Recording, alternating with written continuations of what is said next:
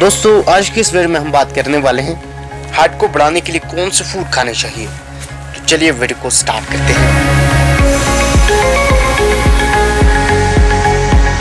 दोस्तों हार्ट को बढ़ाने के लिए सबसे जरूरी प्रोटीन और मिनरल्स की होती है। दोस्तों प्रोटीन हमें दूध, सोयाबीन, चने, मछली और अंडे में सबसे ज्यादा पाई जाती है,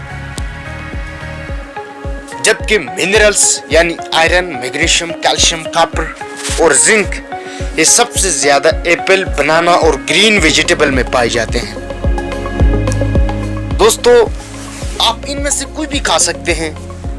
आप दूध पी सकते हैं, सोयाबीन खा सकते हैं, चने, मछली, अंडे, एप्पल, बनाना, ग्रीन वेजिटेबल में से कोई भी खा सकते हैं, जो कि आपकी हार्ट को बढ़ाने में काफी नुमाया साबित हो सकते हैं। दोस्तों आज की वीडियो बस यहीं तक थी। उम्मीद है आपको आई होगी। अपनी राय का इज़हार कमेंट सेक्शन में लाजमी कीजिएगा। अगर आपने अब तक हमारे चैनल को सब्सक्राइब नहीं किया है तो जल्दी से कर लें, क्योंकि ऐसे दिलचस्प और मालूमाती वीडियोस लेकर हाजिर होते रहा करेंगे। मिलते हैं एक और नए वीडियो के साथ। अपना बहुत सारा ख्याल रखिएगा। तब तक अल्लाह हाफिज।